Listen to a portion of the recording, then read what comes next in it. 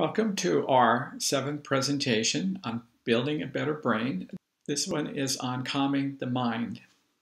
We will be discussing the troubles with anxiety. We'll contrast the sympathetic and parasympathetic systems.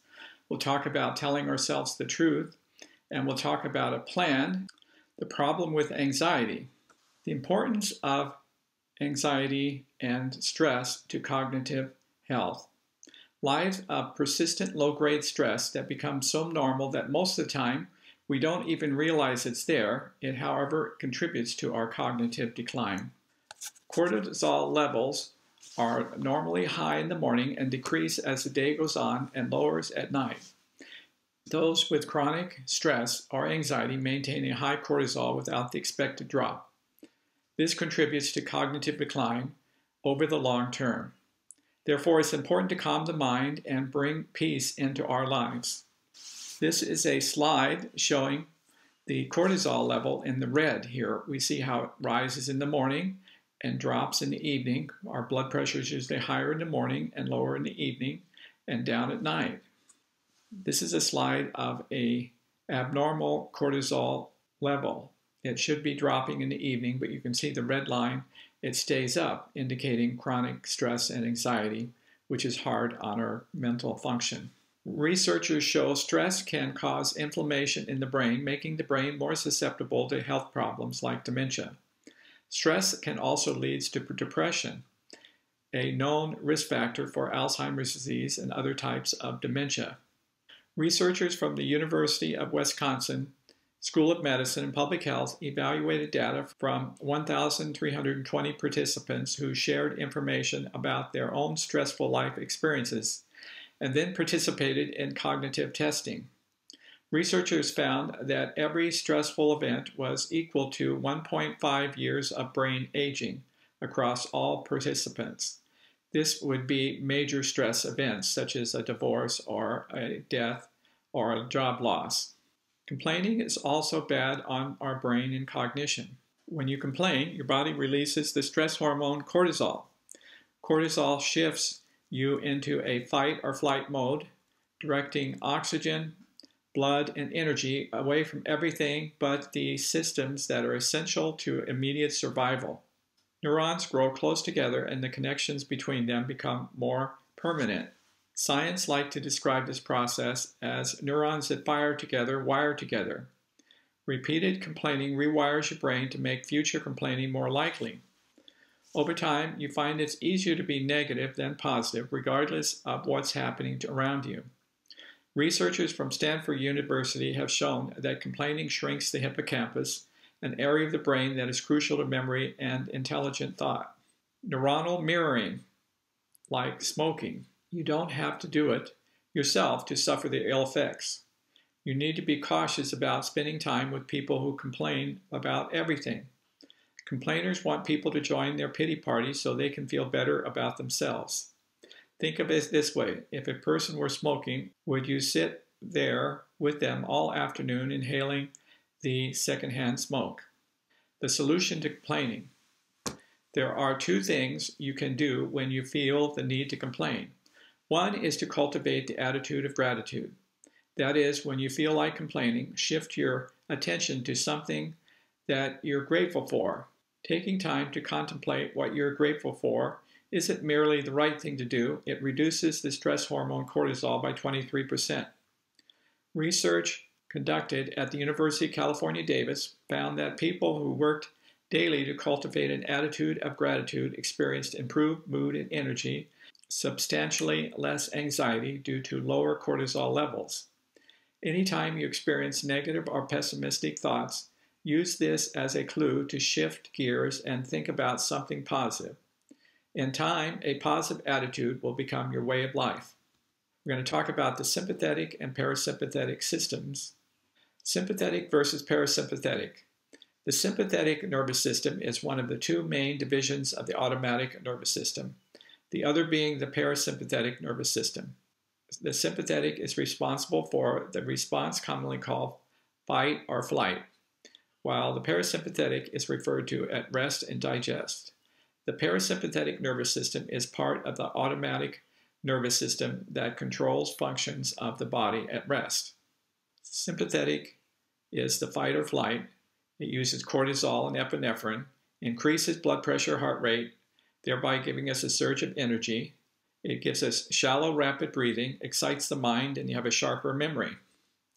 Parasympathetic nervous system promotes rest, repair, and digestion, lowers the heart rate and blood pressure. It's caused by relaxed, deep breathing, calms the mind. It works through the vagus nervous system and the core part of the brain. The core part of the brain is the cerebellum, brainstem, thalamus, and hypothalamus. These have to do with sleep and the automatic reflexes. There was a baby called Walt that was anencephalic. There was research done on him many years ago, and it was found that he lived about 3 months, but when he was held and being fed, he smiled and cooed like a normal baby, indicating the functions of the core brain.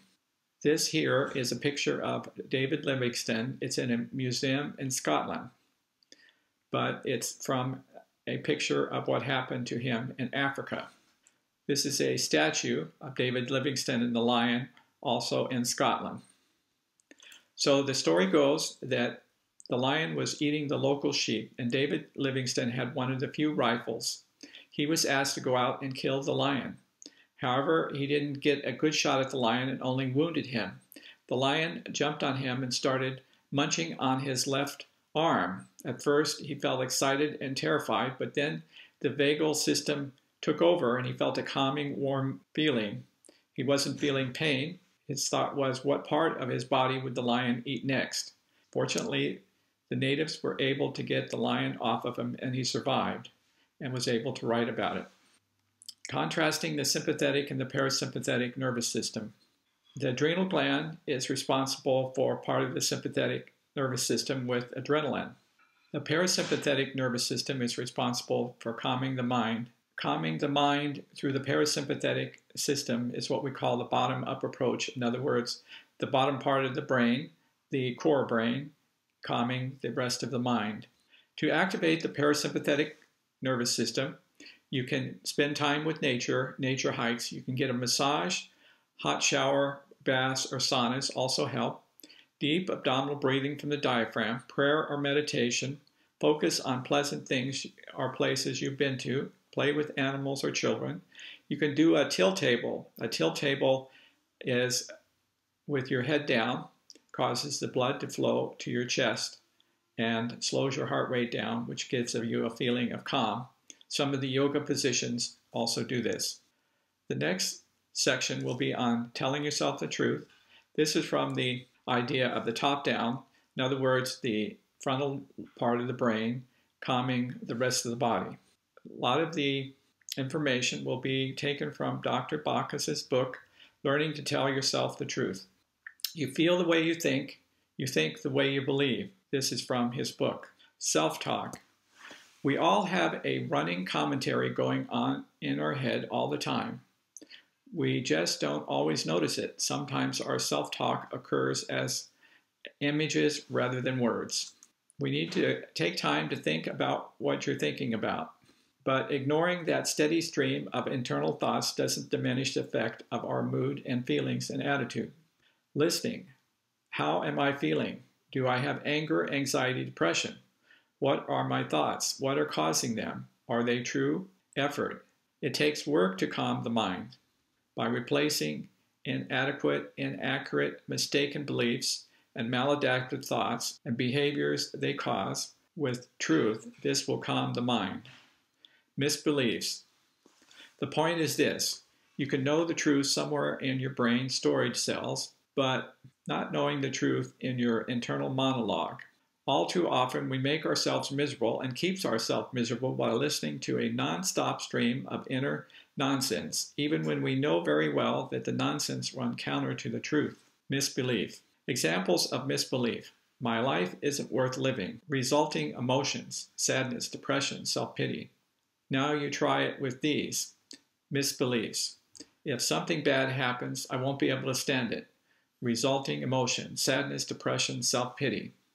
So we're going to go through some of the areas of misbeliefs, including anger, fear, guilt, and sadness. Anger. Telling yourself the truth. Is it appropriate to be angry? Is the answer in forgiveness, action, or time? Fear. Tell yourself the truth. Are your fears, anxiety really true? Guilt. Is it appropriate? Inappropriate guilt, such as having to fire a bad employee, not being perfect, saying no to stressful demands. These are inappropriate guilt. If we do have some appropriate guilt, we have repentance or restitution. Sadness. Is it appropriate? Is it truthful? Is it timely? Is the remedy in exercise, counseling, or forgiveness? Am I willing to give it up when it's time? Notice internal judgments. While many of us fear judgments from others, the harshest critics we often experience are self-inflicted. Nothing clutters or stresses the mind like internal self-judgment. So pay attention to your thought patterns and notice when your internal critic rears up. Being aware of these thoughts as they occur is the first and most important step toward replacing criticism with calm. Practice self-compassion. Once we are able to notice our self-criticism and judgment in the moment, we have a chance to practice self-compassion. This means acknowledging, accepting reality, and extending the same kind of compassion to ourselves that we would to a good friend in our situation. In doing this, we stop measuring ourselves against a different standard compared to other people. We're going to talk a little about some of the cognitive therapies that are commonly used in modern therapies. All or none thinking. All or none thinking refers to thinking in extremes. You're either a success or a failure. Your performance was totally good or totally bad. If you're not perfect, then you're a failure. This binary way of thinking does not account for the shades of gray and can be responsible for a great deal of negative evaluation of ourselves and others. All or none thinking. If you stick to your diet 90% of the time, all or none thinking will have you believe that you're a total failure and that you might as well eat whatever you want. Magical thinking. Magical thinking is defined as believing that one event happens as a result of another without a plausible link or causation. For example, I got out on the left side of the bed today, therefore it's going to rain. Or something bad happened to someone because I did not call. Overgeneralization.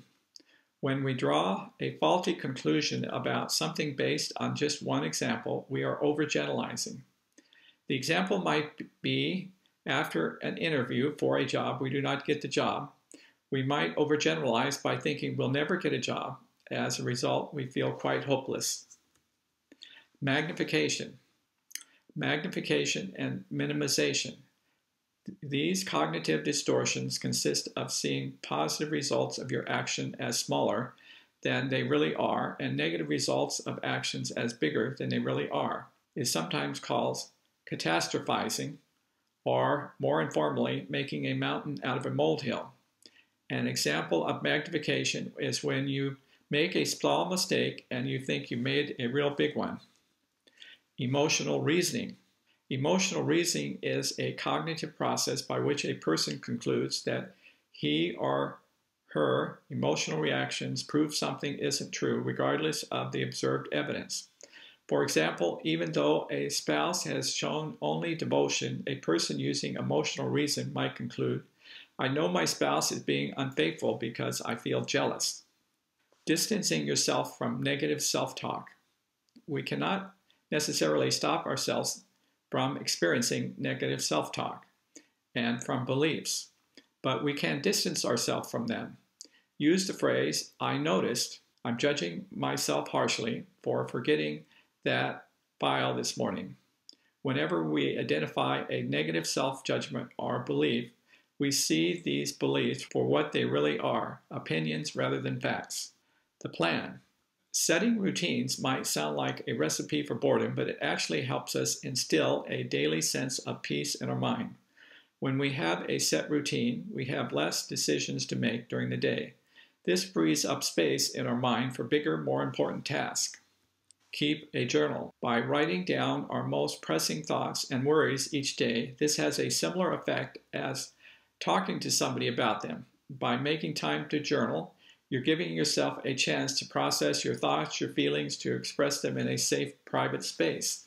Sometimes our journal can include, number 1, prep time, truths that have conquered our negative thoughts, anxieties, and pain. Number 2, a meditation time, a listing of blessings and things we're grateful for. So the top-down plan also includes creating a to-do list. Similar to journaling, writing down your tasks and projects helps clear your mind. If you find that various activities and reminders keep popping up into your head and distracting you from the task at hand, a system of a to-do list can help increase your productivity and your mental calm. Exercise. It is a well-known fact that exercise augments our sense of mental well-being.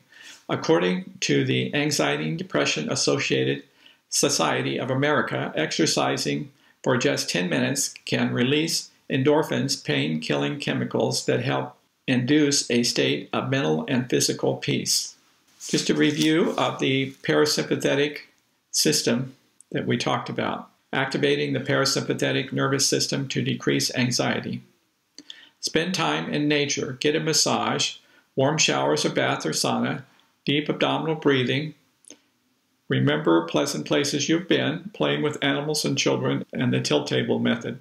Summing it up, take time for present happiness, dealing with our worries and anxieties and negative self-talk by telling ourselves the truth, dealing with misbeliefs. Meditate on positive, truthful self-talk. Building a better brain is done by building better habits. New goals don't deliver better results, new lifestyles do. A lifestyle is not an outcome, it's a process. For this reason, all our energy should go into building better habits, not chasing better results. Just a little review. The principles of the Building the Better Brain series is a healthy diet, exercise, brain training, fixing defects, adequate sleep, removing toxins, and calming the mind. We are recommending the mind diet because studies have shown that there is a 53% reduction in the rate of Alzheimer's disease in the people that follow the mind diet. The power of the mind diet is mainly green leafy vegetables, all other vegetables, berries and blueberries, nuts, omega-3 oils, including flaxseed, walnuts, and cold water fish. According to the Alzheimer's Research and Preventive Foundation, regular physical exercise can reduce your risk of Alzheimer's disease by up to 50%. Exercise protects against Alzheimer's and other types of dementia by stimulating the brain's ability to maintain old connections as well as building new connections. A lot of it has to do with the brain growth factors that exercise stimulates. Neuroplasticity. Recent studies found that a large subpopulation of hippocampal neurons, constituting 1/3 of the neurons, is subject to exchange. In adult humans, 700 new neurons are added each day to the hippocampus. So neuroplasticity. During this series, we've encouraged reading of newspapers and books, doing puzzles, crossword puzzles, playing a musical instrument, participating in ongoing education, learning a new language, memorizing poems or scriptures. One or many of these will help. We've talked about the need for building better habits. Building better habits is important for our brain health. Habits are like plants. You need to start them tiny as a seed, find a good spot in your garden to grow them. Then you nourish them and get the roots going. The analogous for our behaviors and habits is you start a tiny behavior, you find a good spot in your daily routine, maybe stack it with another habit that we already do. You nourish these behaviors until they become firmly established in your life. Well, this is the end of the Building the Better Brain program. I'm planning on some more talks to add to our Building Our Better Brain program. I'll let you know. Thanks for watching.